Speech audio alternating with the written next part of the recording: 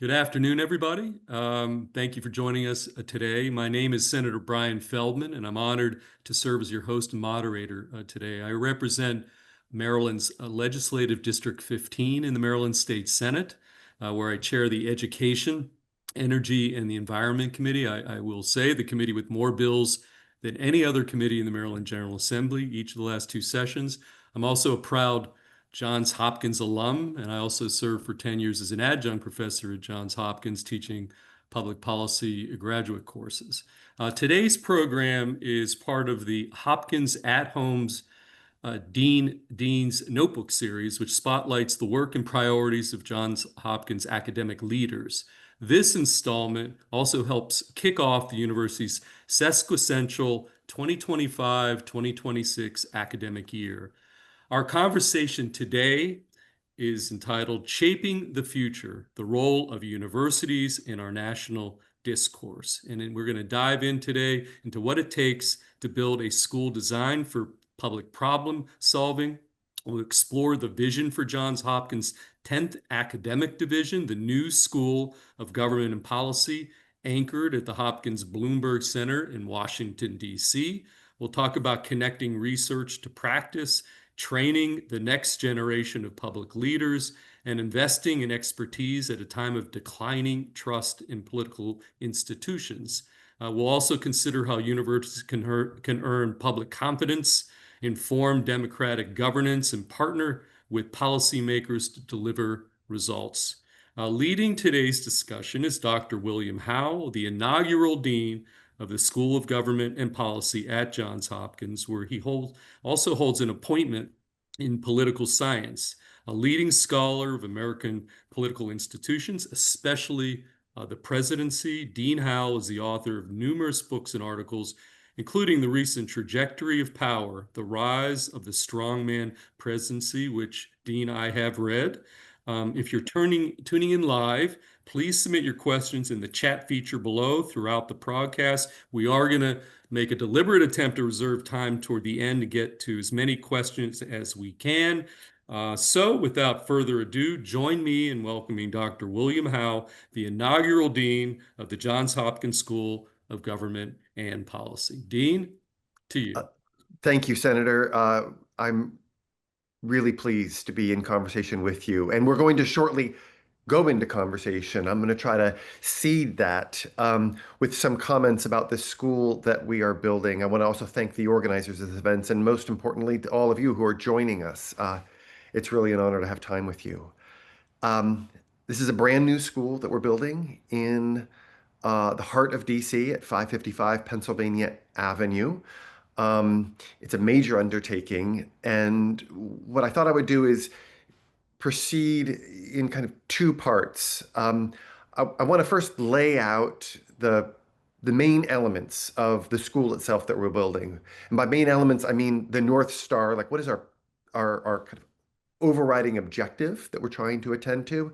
And then what are some core values that we hold dear in trying to pursue that objective?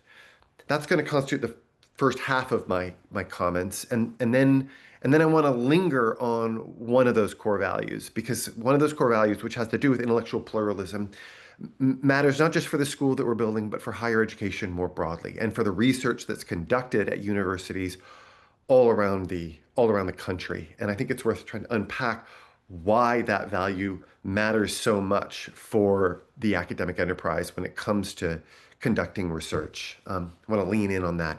And then Senator, you and I will get together and we'll have some back and forth about these matters, and then open it up for discussion with those of you who are joining us.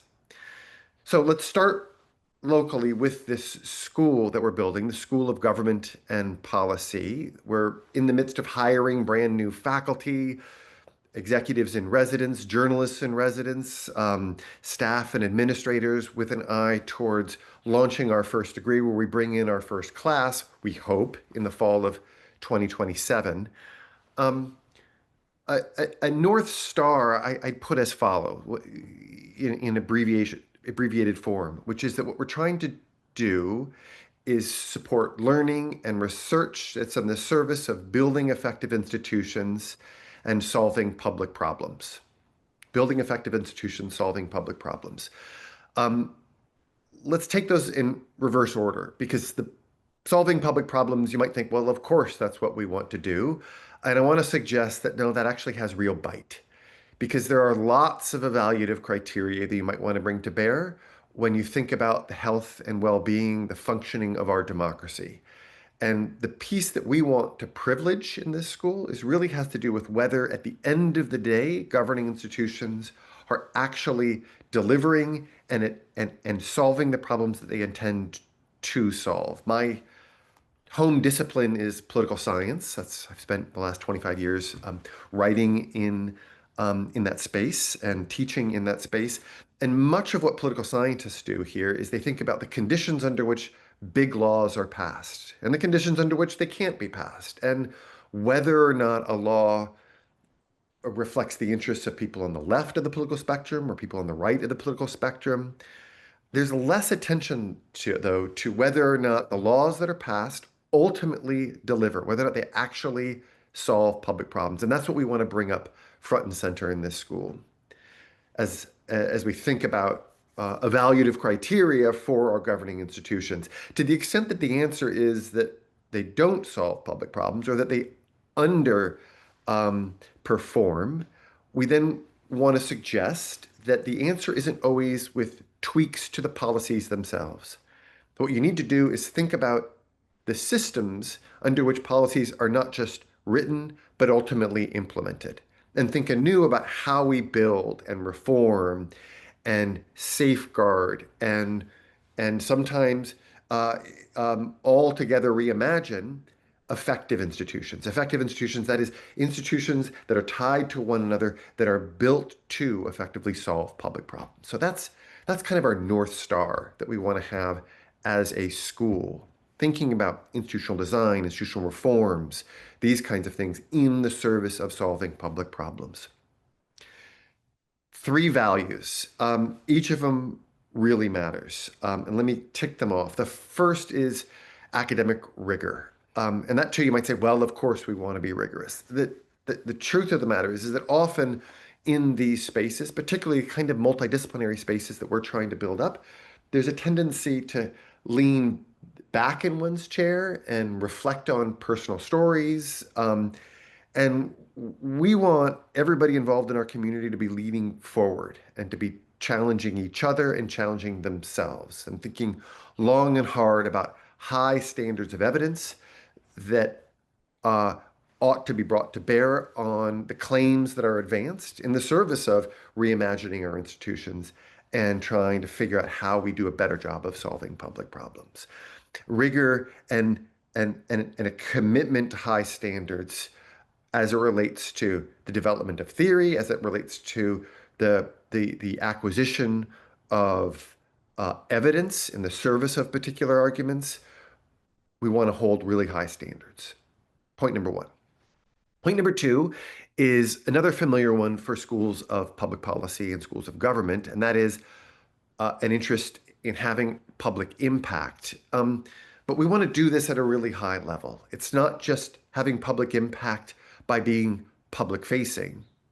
It's having public impact through partnerships, through engaging with governing institutions in ways that are not just performative. It's not just about sharing the occasional stage. It's about getting involved in the work production functions of governments at all levels, state, local, federal, nonprofit organizations, sometimes folks in industry who are trying to think long and hard about how we solve public problems and to get embedded in those kinds of work initiatives so that new questions are asked, new kinds of data are leveraged, that this is not just about playing nice between academics and non-academics. It's about learning and communication that flows in both directions, and that we sit commonly around tables in order to think anew about how we might leverage, yes, the assets of a world-class research university, but also the local expertise and insights and commitments that sit in governing institutions so that we can both have a meaningful and material effect on policy itself, but also the kinds of disciplinary work that happens in higher education.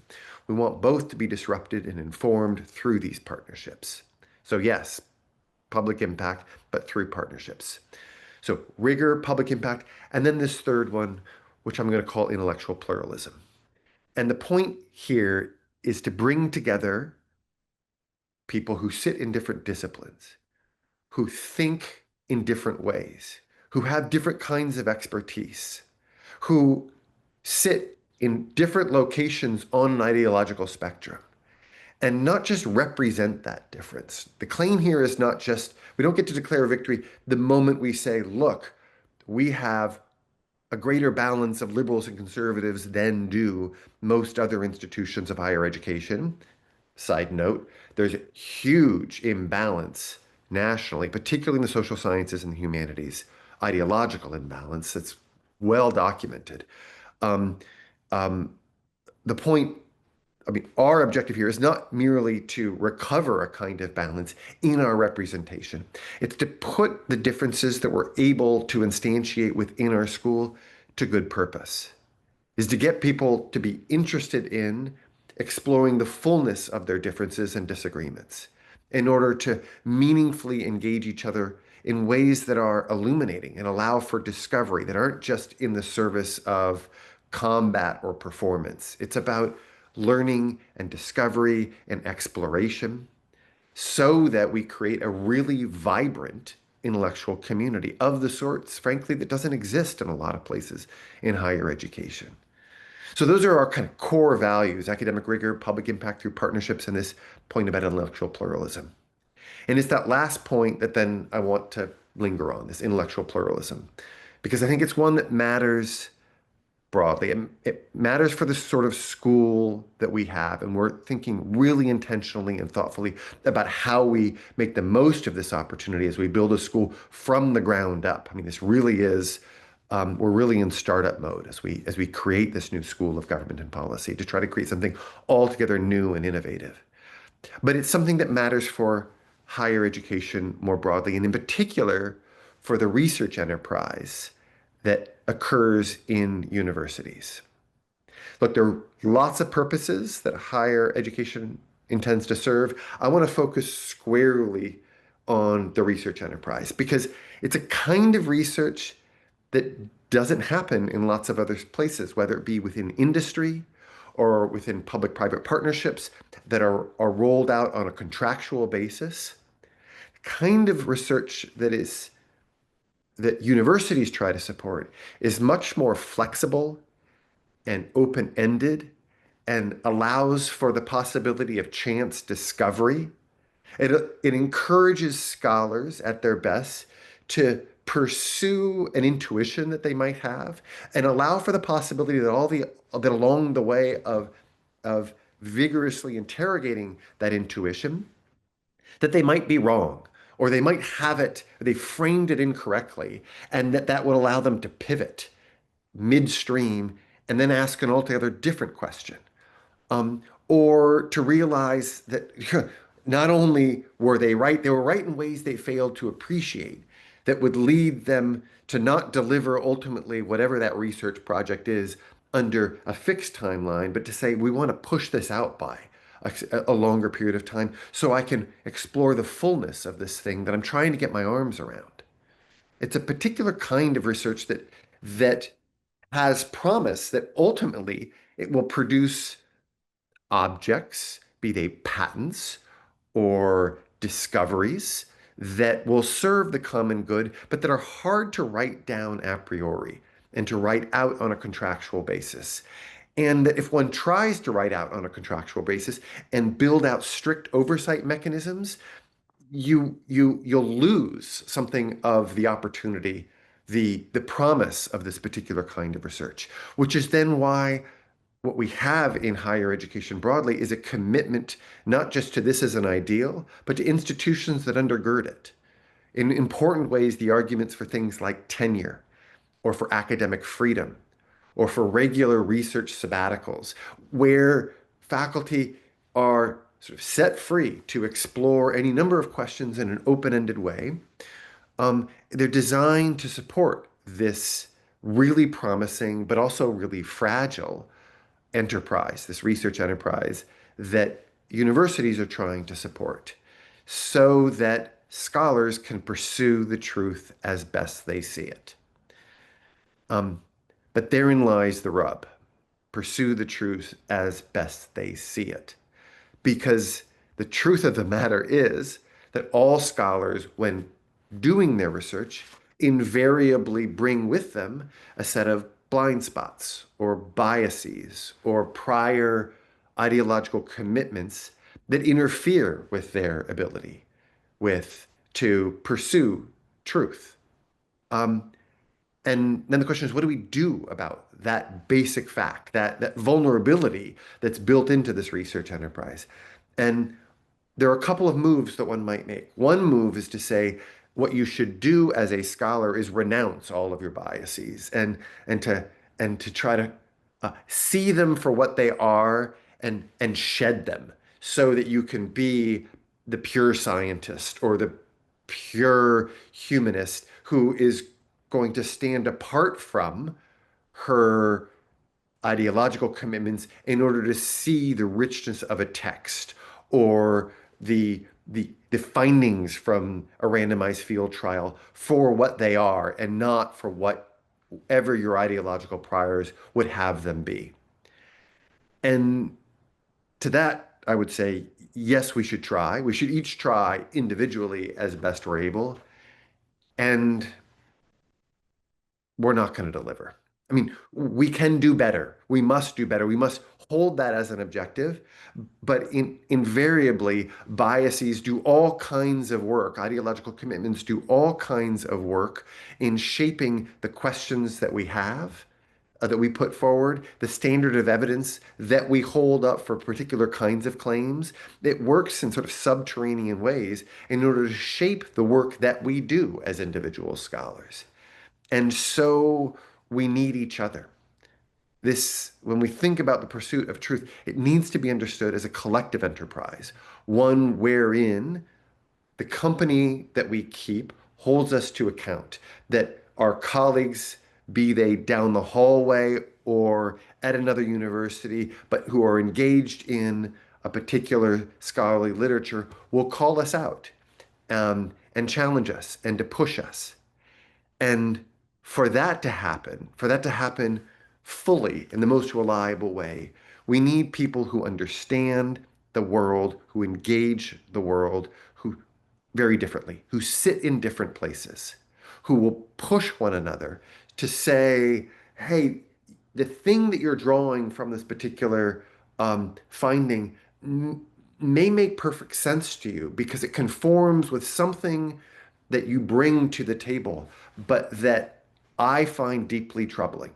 And and and when that kind of exchange happens, it's the greatest gift to the scholar who's trying to pursue the truth because it allows her to overcome her blind spots, to see the work that her own biases are are doing, how they weigh upon the research that she's undertaking, that he's undertaking, that they're undertaking.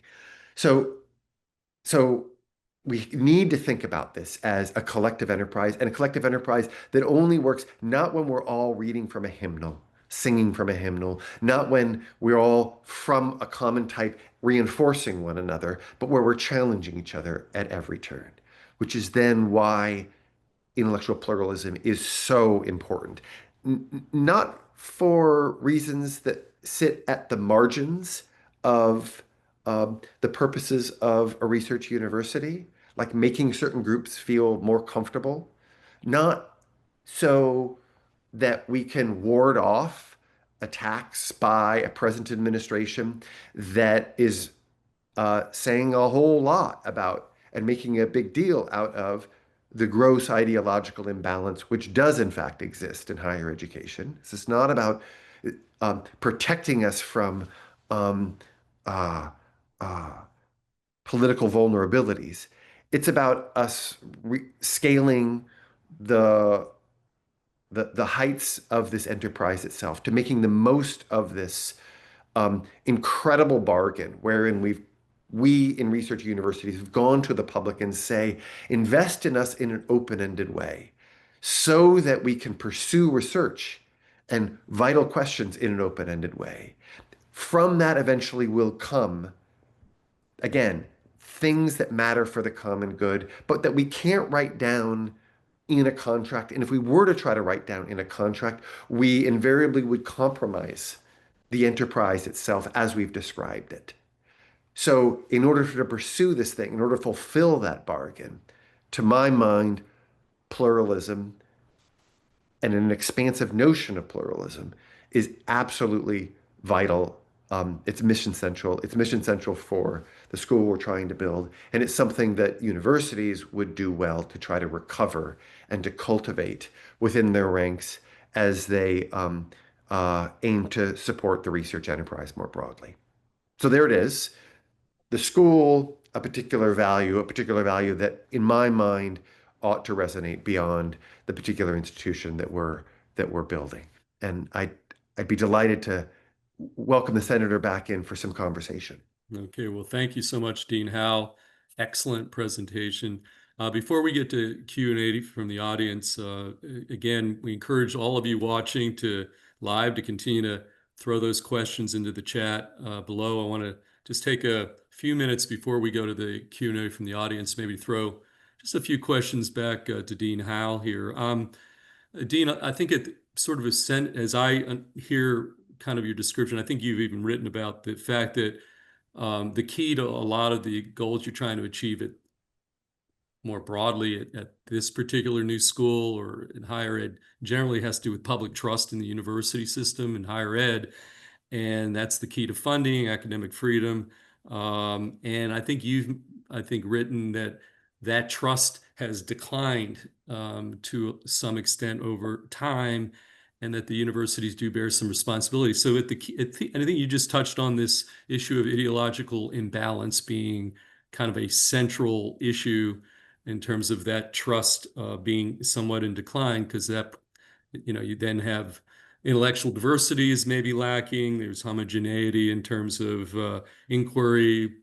The topic of pluralism is eroded. So I guess and dissent's discouraged. It's so back on solutions, though. You said that the universities bear responsibility. They need to cultivate.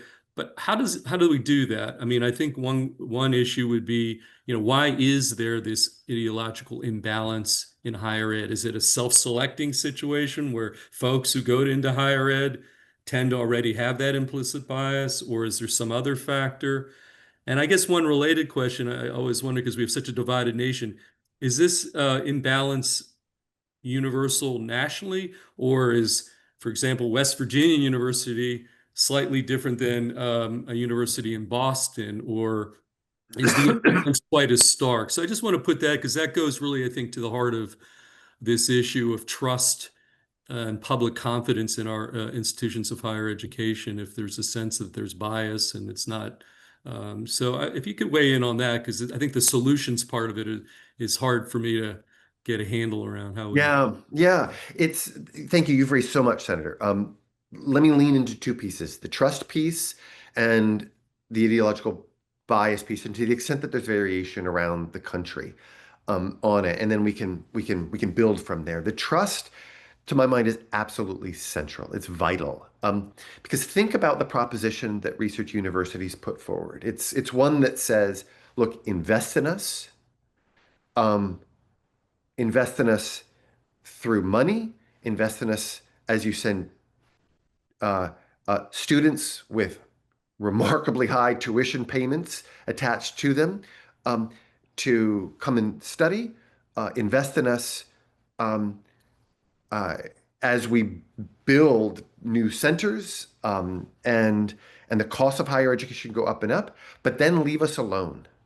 The job protections that faculty have are like no other industry. The academic freedom, it's that we are appointed for life. We get to ask whatever questions that we want, and any effort by a funder or somebody on the outside to say, no, no, no, you have to study this precisely, you should be drawing these conclusions, or to speak to this particular issue will lead faculty, myself included, to recoil. And and the only way that this works is that then you say, trust us that as we engage in this research enterprise, good will come of it.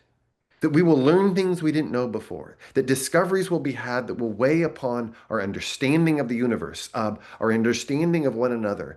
The common good will be improved. And I think there is a very powerful case that when universities have done this and done this well, it's a it's a fantastic bargain. It is exactly what we ought to be doing. The trust is warranted. We see, though, that particularly over the last 25 years, that trust declining and declining really markedly.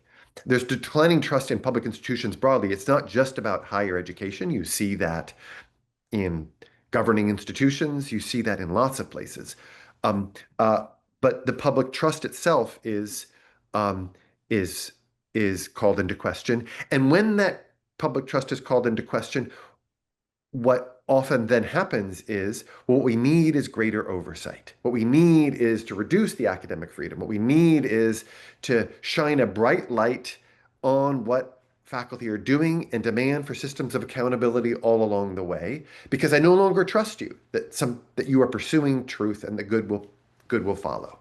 And that has the effect, and we can unpack this, that can have the effect of killing the enterprise itself. Because remember how I characterized the enterprise itself, which is flexible and allowing for chance discovery. It's hard to write down in a contract. One note about variation, and to my mind, the answer is, of course, that it's the ideological imbalance is greater in some departments than in other departments, greater in some universities than in others. But across the board, particularly in the humanities and social sciences, you see extraordinary imbalance among the faculty in particular. And there are a whole bunch of scholars who've gone out and measured that in a whole bunch of different ways. And the basic story is that most universities don't have much room to find cover and to say, well, that critique doesn't apply to us. There are important domains where the critique certainly does. And in some universities, it applies almost uniformly across the university. And so the thing that universities would do well, in my view, to do is to recognize the failing and to own it themselves. And in the name of advancing the thing that they care about, which is the particular notion of research through discovery that's open-ended and that supports and is consistent with notions of academic freedom, get after this problem.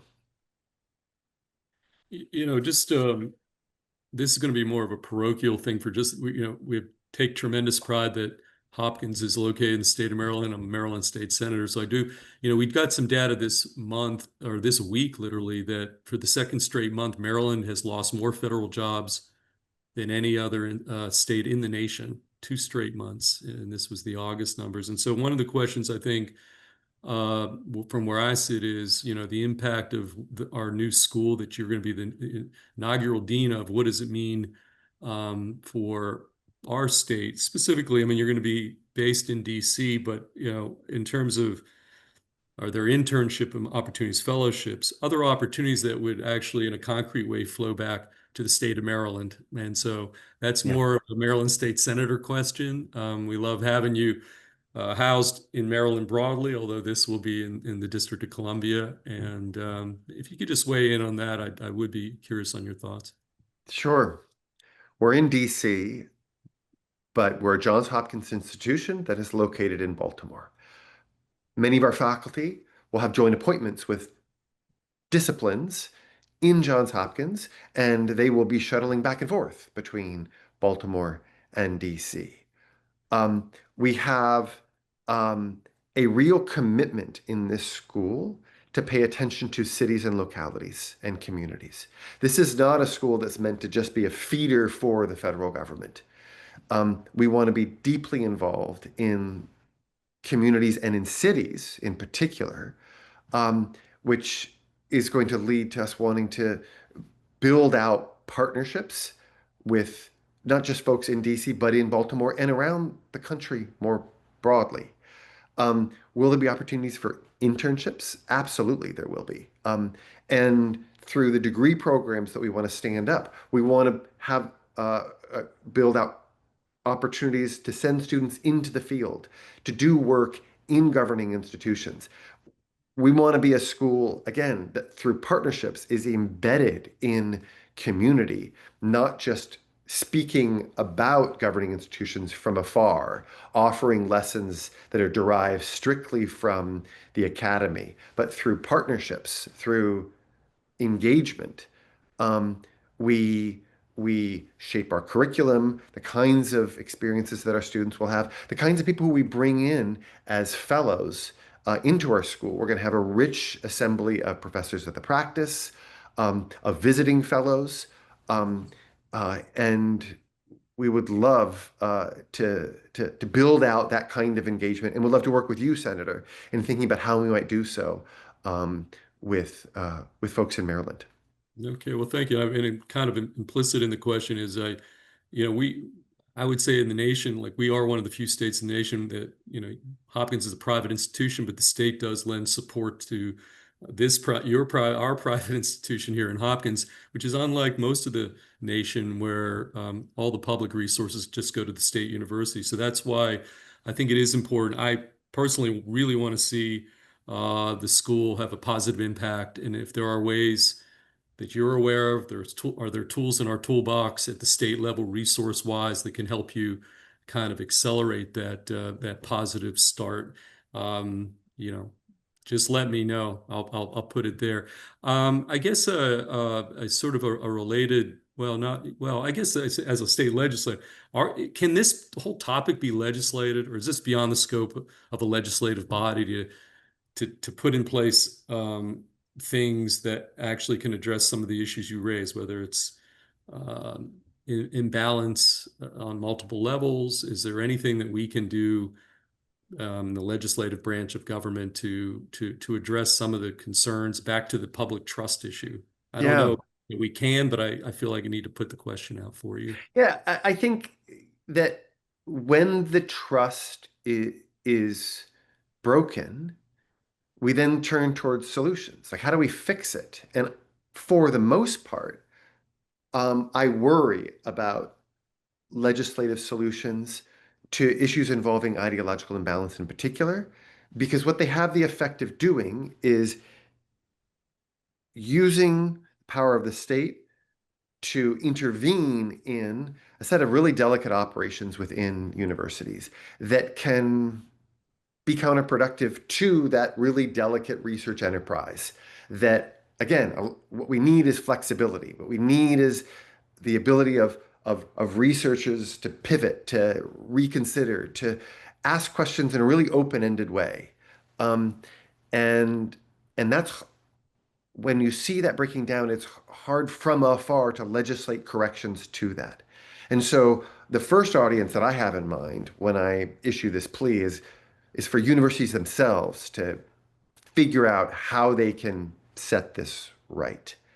That said, we're at Hopkins, that was the first research university and that has grown through a really rich, long-standing, deep, and enduring relationship to governments in supporting research, in teaching students. The Johns Hopkins has received through more research funding through competitive grants than any university in the country. And there's a partnership that has been found between the governments, and universities that has been incredibly productive and from which has come all kinds of discoveries and patents and cures to public health that are well worth the investment. So I guess I would say it's in that space when we think about the building out of partnerships and that will often require will have a legislative component that good things can come. Well, I happen to represent a county that houses, National Institutes of Health. NIH is in the middle of the county that I represent, and the cuts there, Johns Hopkins gets more research grant money than any institution, as you alluded, in the United States of America, more than MIT, Stanford, et cetera. So I guess that brings up maybe one question here about you are starting this new school at a time when massive cuts to NIH, research grant money is drying up. So if you could just speak to, is there a chilling effect? I mean, on the one hand, we're talking about independence, intellectual curiosity, and how does that jive with the political climate and landscape that we're dealing with right now? Does it make it more difficult? Again, is there Yeah. some type of a chilling effect, knowing that if you come up with a a piece of research that is not in accord with where our federal government wants us to be, that you're, at risk of losing that research money? I mean, we're in unprecedented time, and we are starting a new school of government and policy at that moment. So if you could speak to that just a bit, I think that would be very timely. Yeah, yeah. When we think about the challenges that universities face, it's not just declining public trust in the abstract. It's that there's all kinds of cuts being made to by governments to the support that's offered to universities, primarily through the provision of competitive grants. And it's worth noting that when we talk about those cuts, often in public dialogue, there's this sense that, well, what the government is doing is just providing free aid to universities. Like, here's a bunch of money, spend it how you will. Most of that money, where it comes from, is through a very competitive process. And where Johns Hopkins has been incredibly successful is not because they have the strongest lobbyists saying, give us more of, the federal largesse so that we can um, live high on the hog. It's that researchers have competed for for grants that are attending to well-defined problems. And they say, here's how I intend to investigate this issue that you, the government, claim to care a great deal about. And I think I can make headway on it with some support. And there are all kinds of checks that oversee what goes on within that government contract, that what, contract by contract. So the idea that the money is just being handed out is a real misnomer. And so when then those sources of support to do that kind of research are drying up, when we live in a time of declining public trust more broadly, and when all kinds of claims are being made, sort of wholesale critiques, undifferentiated critiques that are meant to delegitimize and degrade institutions of higher education, to not provide a course correction, but to foment that distrust. Yeah, we're in a really difficult place. It's and so as we try to stand up a new school, I think the basic posture that we're assuming is not to be defensive or apologetic, or excessively apologetic, or to kind of assume this crouching position to just kind of weather the present storm. But how do we think anew about what a school of government and policy might look like? How do we think anew about the kinds of skills that the future workers are going to need that serve in the state government of Maryland or in the city of Baltimore or in the counties that surround Baltimore? What is it that they need? And to try to build from first principles a different kind of unit, one that is more engaged with the outside world, one that is more ideologically pluralistic, so that we get right that which schools of government and policy have struggled, where schools of government and policy have struggled in the past. Well, I have other questions here, but we've got in the chat, we've got some great questions coming in here. I kind of feel like I'm compelled to throw some of them into the mix here, Dean, if that's okay with you Great. before, I could go on and on. Okay, we have a question from Cindy.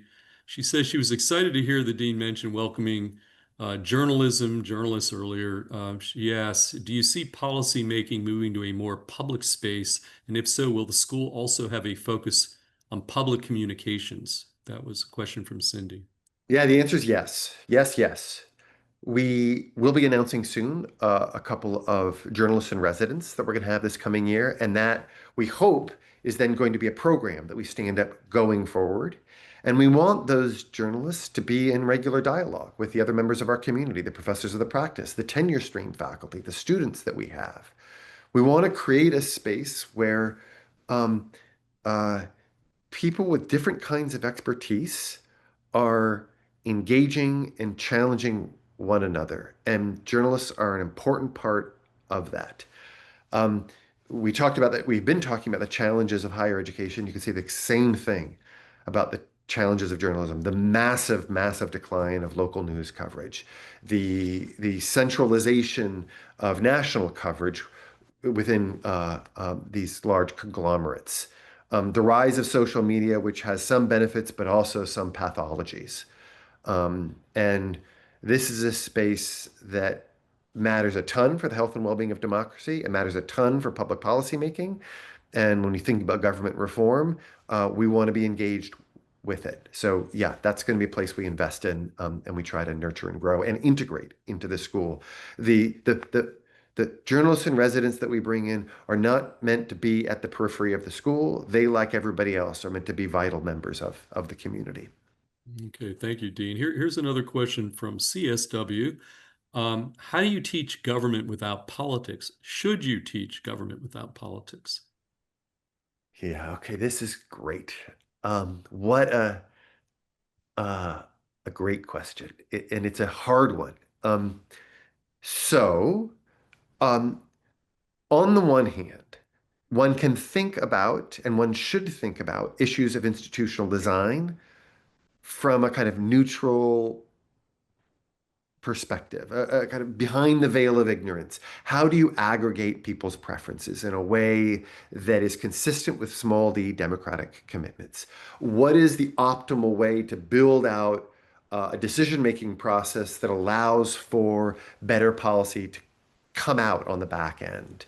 The field of public administration, Woodrow Wilson famously argued, should be thought of as sitting apart from the world of politics. And there's something to all of that. And there's something too, as well, to recognizing that no, politics is enmeshed in everything that we do when it comes to the production and implementation of policy. And if what we did as a school is just produce people who were blind to those politics, who didn't understand those politics, we would be producing folks who are not going to be especially adept at navigating those politics. And so then the challenge for us as a school, which is not about championing a big D Democratic or a big R Republican agenda. It's about producing change makers. It's about producing leaders who can think anew about what institutions we need and how they might be reformed so that governing institutions do a better job of solving public problems. Yeah, we need to pay attention to politics, but not in the service of championing our own local politics. I would never, like in teaching, say my job as a political scientist is now to convert my students to align with my own personal politics. The point is for them to think carefully and thoughtfully about how politics operates, about parties, about governing coalitions, about public opinion and how that weighs on the work of legislatures, these kinds of things. So, yeah, that's about politics. But um, those can be studied and should be studied in ways that are um, at once passionate because they matter a bunch, but dispassionate in the sense that they're not in the service of any particular political agenda. I wonder, like, Senator, does that resonate with you? How, like, because you've lived in both these worlds as a politician, but also as a professor. I wonder how you think about that. I mean, it's hard to decouple politics and policy and some of the issues that you raise.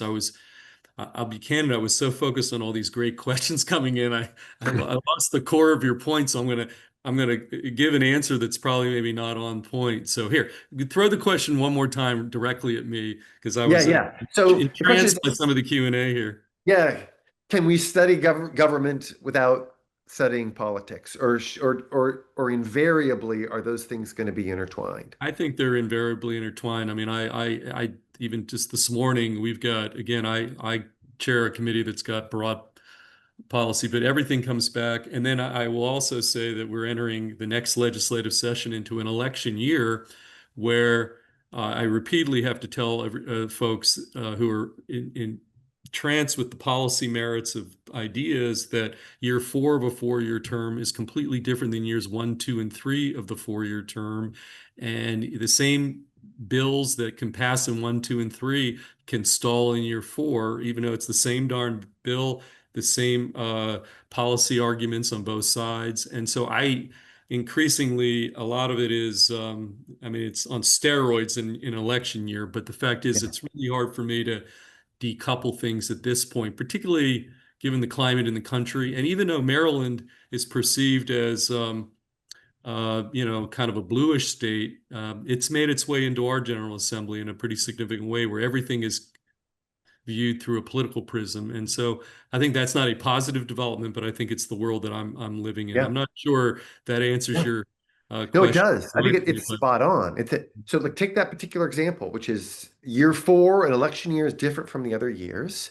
So you, as a change maker, would be naive to introduce certain kinds of reforms in year four without, I mean, what you need to do is be thoughtful about like what's going on during that time. And in order to make sense of that, you need to think about how elections work, the the the pressures that legislators face from their constituents, what it, both in terms of their scheduling, but also in terms of the media coverage that they're subject to.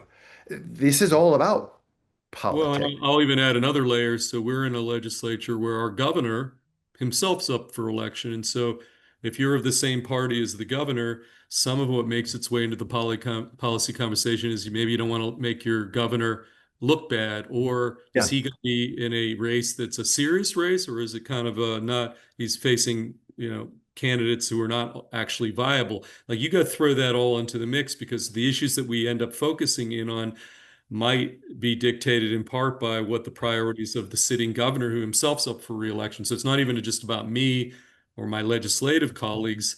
It impacts other players in our ecosystem, like a governor.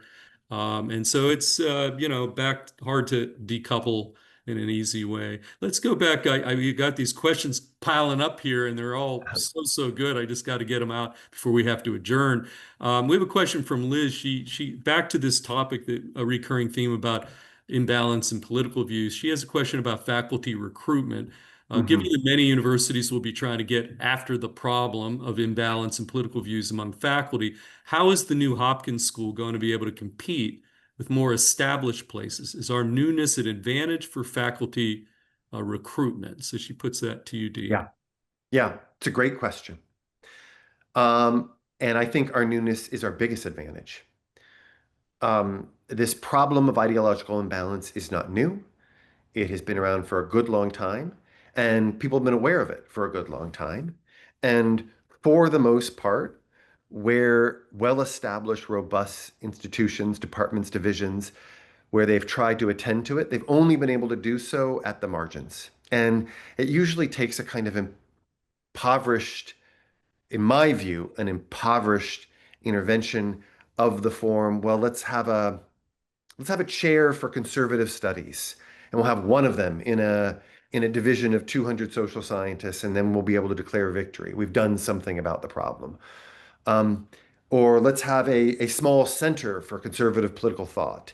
Um, and in part, the reason why that's as far as established institutions can go is because they've already committed whatever resources they have to a status quo that's up and running.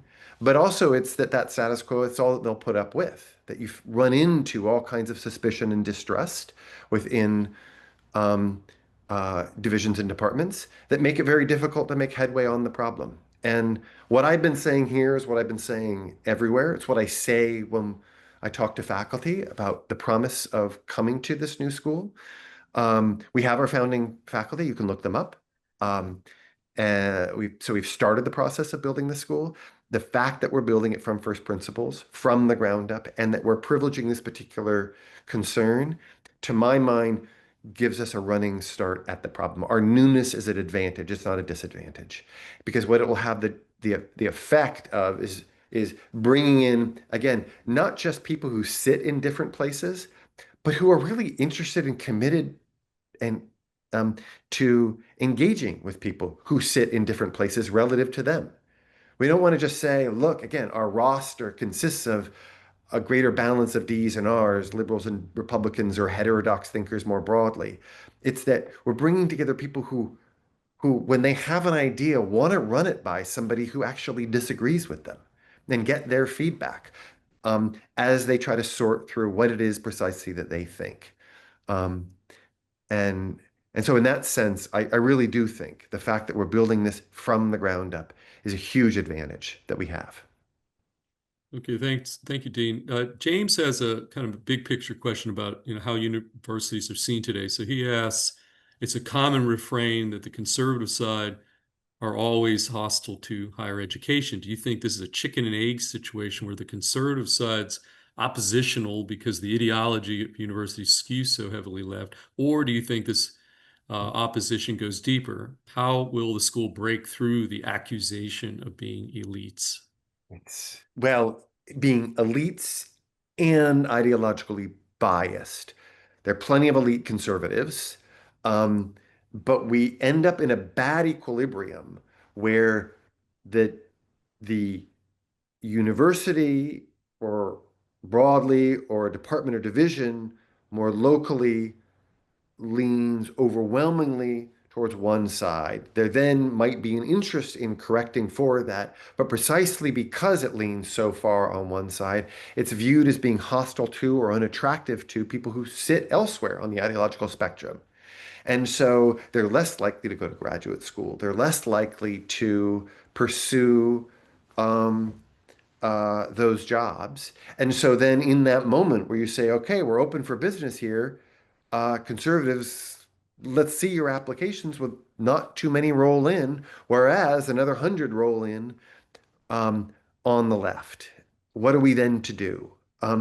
It's hard, and there's live debates about this. Should there be something like an affirmative action uh, program for conservatives? Well, you can imagine how controversial that is, and people debate on both sides of the divide there. There are other people who are trying to solve the um, the pipeline problem by building out, and the American Enterprise Institute, the Johns Hopkins, and the Agora Institute at Johns Hopkins has a program up and running trying to attend to that um, in thinking about undergraduates who might want to go get a PhD in the social sciences who sit at the center or the right of the political spectrum, and how might that be supported?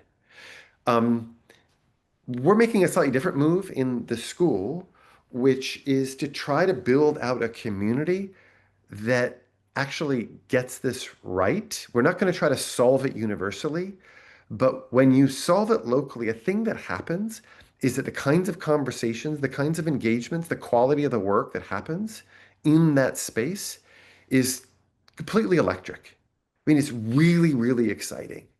And so often we talk about correcting an imbalance, like it feels like we're taking our medicine or doing something that is drudgery or, oh, it's just this thing to overcome. But I've been in those rooms. They're fleeting, but I've been in those rooms where there's real, meaningful, open-ended, curious exchange happening from people who sit in very different places, and there's no better room to be in. And we want to build those. And one of the things that we think is when we build those and we get this right, it's going to be a space that other people are going to want to emulate because hanging about members of your own tribe and beating a drum over and over again in the same it compromises, read a previous discussion, the research agenda. I mean, it leads us to not be as sharp as we otherwise might be. There is that point. But it also at some point becomes less interesting, becomes sort of dull. And um, and if we do this and do this well, it's just an exciting place to be. Okay, James, I'm going to throw one other one from James since he wanted to know if there's going to be any other any partnerships or connections to any other schools, whether law schools in DC, Baltimore, etc. Do you have any collaborations in vision with any other institutions of higher ed? Again, I think that interesting question. I just went on mute for a second. My dog was barking. Apologies. Oh, She'll stop. The mailman okay. came. So, uh, other institutions, um, uh, yes, we're going to work on that. We want that. We need to come into being first, though, before we can be full partners with other academic institutions or other governing institutions. Our the our whole posture, though, is going to be one of building out partnerships, not just being insular, not just being an island in DC of like-minded folks talking to one another. Um, um, I'll say, as because we're in this startup mentality, we first need to come into being and build a faculty with those kinds of commitments, build these executives in residence, these journalists in residence. You can find us online and see the the start of our start and some of the people who are coming into play. We're going to have more announcements about other centers who are going to be a part of this school and other individuals who are going to be a part of this school in the days and weeks ahead. Um, but the answer is yes, we're looking for it. Okay, AJ has a question about how U.S. focused the school is going to be. He asked if you could talk about what the domestic versus international balance could be or would be regarding professors, students, research, et cetera. Or is this going to be largely U.S. focused? Yeah, I think that I'm going to say it and then I'm going to disavow it. So what I'm going to say is we're going to um, our orientation is going to be to focus on the US. In the Hopkins Bloomberg Center is the School for Advanced International Studies at Johns Hopkins. They're our neighbor and in important ways our partner as well. And they do a lot of work in the international space that we wouldn't want to replicate. Issues involving war and diplomacy, heavy focus and an interest on international trade, these kinds of things. In that sense, we're going to be more domestic in orientation. So there I've said it. And now let me disavow it, which is that like one of the things that we want to do is to focus on cities and communities. As soon as you say that, it's foolish to say we're focusing on U.S. cities and communities. There's so much learning to have to to to to come from looking at urban and suburban and rural challenges in South America, in Europe, in Africa. Um, and we want to draw those lessons and engage with people who are lifting up those lessons. Um, as soon as we say that we want to do work on technology or make sense of AI, the idea that we're doing AI, domestic AI, doesn't make any sense. We would want to think about regulatory frameworks that might be played out in other countries, or challenges or opportunities that have been um, discovered elsewhere.